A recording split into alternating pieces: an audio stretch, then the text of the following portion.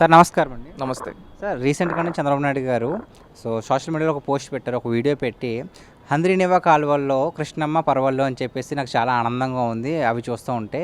చాలామంది రాయలసీమ ప్రజలకు 6 లక్షల ఎకరాలకు సాగునీరు అందుతుంది అని చెప్పేసి ఆయన చెప్పారు.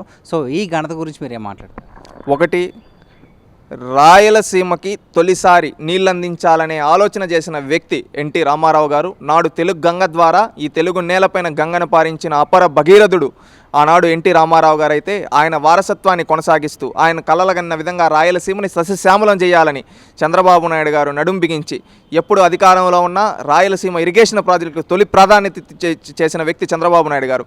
గతంలో గాలేరు నగిరి, హాంద్రీనీవా ఈ పనుల్ని పరుగులు పెట్టిస్తూ పనులు పూర్తి చేశాడు. ఇప్పుడు వచ్చిన తర్వాత 4వ ముఖ్యమంత్రి అయిన తర్వాత 3,000 కోట్లు దానికి కేటాయించి ఖచ్చితంగా కాలువ పనులను వెడల్పు చేసి అదేవిధంగా వీటన్నిటి ద్వారా నీళ్ళు అందించాలి, చెరువులకు నీళ్ళు అందించాలని లక్ష్యం. నిన్న దాని ద్వారా కృష్ణమ్మ పరవళ్ళు రాయలసీమ నేలపై పరుగులెడుతూ ఉంటే నిజంగా రాయలసీమ ఒళ్ళు పులకరించింది. ఎందుకంటే ఈ నీళ్ళతో మనం బంగారాన్ని పండించవచ్చు అని చెప్పి ఈరోజు రాయలసీమ రైతులు పండుగలు చేసుకుంటూ ఉన్నారు. ఎందుకంటే గతంలో ఉన్న పాలకులు కనీసం ₹1 కూడా కేటాయించకుండా, కనీసం నీరు కూడా వదలకుండా వాళ్ళు కోట్లు అంటే స్కాములు చేసుకుంటూ దోచుకోవడం కోసమే ఫోకస్ చేశారు. కానీ ఇరిగేషన్ ప్రాజెక్టుల పైన కూడా కాలువలు అక్కడక్కడ తవ్వి స్కాములు చేసి జలయజ్ఞాన్ని ధనయజ్ఞంగా మార్చుకున్నారు. కానీ ఈ రోజున్న కూటమి ప్రభుత్వం చంద్రబాబు నాయుడు గారి నాయకత్వంలో ఎప్పుడు ఇరిగేషన్ ప్రాజెక్టు గతంలో కూడా చూసాం. 2014 నుంచి 19 12,000 కోట్లు కేటాయించారు.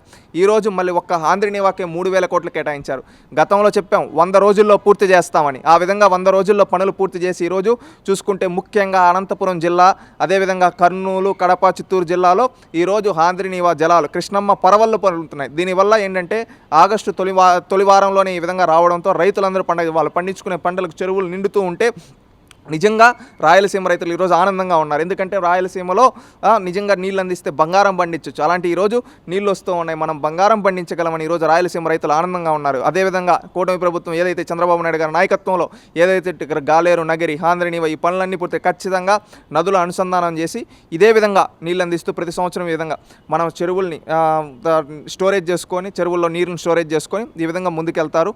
ఖచ్చితంగా రానున్న రోజుల్లో రాయలసీమను సస్యశ్యామలం చేసేదానికి తెలుగుదేశం పార్టీ కట్టుబడింది. ఖచ్చితంగా రేపు ఇంకా ఏవైతే ఇరిగేషన్ ప్రాజెక్టులు పెండింగ్ ఉన్నాయో అవుట్ని కూడా క్లియర్ చేసి ఖచ్చితంగా రానున్న 5 ఏళ్లలో రాయలసీమని దేశంలోనే నెంబర్ 1గా ఉంచుతాం. అది ఇరిగేషన్ ప్రాజెక్ట్స్లో కావచ్చు, అదేవిధంగా ఇక్కడ పండించే పంటలు ప్రపంచానికి ఎక్స్పోర్ట్ చేసే విధంగా రాయలసీమను తయారు చేస్తామని తెలియజేసుకుంటున్నాం. ఇదే హంద్రీనీవా ప్రాజెక్టు గురించి జగన్మోహన్ రెడ్డి గారు అసలు పట్టించుకోలేదు. అలాంటిది బాబు గారు వచ్చిన తర్వాత ఆ హంద్రీనీవా ప్రాజెక్టులో నీళ్ళు కూడా పరవళ్ళయ్యేలా చేశారు కదా, దానికి ఏమంటారు? Priorities important. జగన్మోహన్ రెడ్డి గారి priorities liquor scam, mining scam, అదేవిధంగా శాండ్ స్కామ్, ఈ విధంగా స్కాముల పైన ఆయనకి ప్రయారిటీస్ ఉంటే, చంద్రబాబు నాయుడు గారి ప్రయారిటీస్ ఏంటంటే డెవలప్మెంట్, వెల్ఫేర్, అదేవిధంగా రీఫార్మ్స్.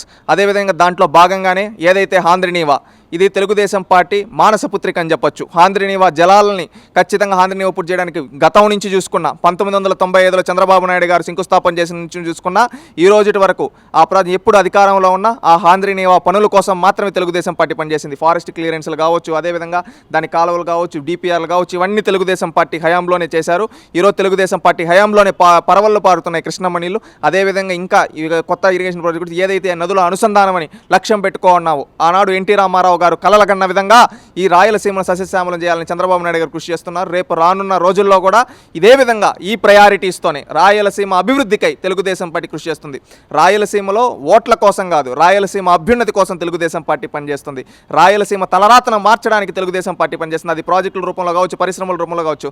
మనం చూసుకుంటే రాయలసీమలో మేజర్గా ఈరోజు ఒక హార్టికల్చర్ హబ్గా తయారు చేయాలనే ఒక లక్ష్యంతో పనిచేస్తున్నాం. దానికి అవసరమైన నీళ్ళని తెలుగుదేశం పార్టీ ఈ ప్రాజెక్టుల ద్వారా కంప్లీట్ చేసి ప్రతి ఎకరాకు నీళ్ళు అందించాలని లక్ష్యంతో ఉంది. ఇదే విధంగా చేస్తాం. అదేవిధంగా ఆయకట్టును పెంచి ఇంకా ఇక్కడికైతే ప్రాజెక్టులు ఆయకట్టులు పెంచి దాని ద్వారా సాగు ఇంకా బీడు భూముల్ని సాగులేక తీసుకొని రావడానికి కృషి చేస్తామని తెలియజేసుకుంటున్నాం.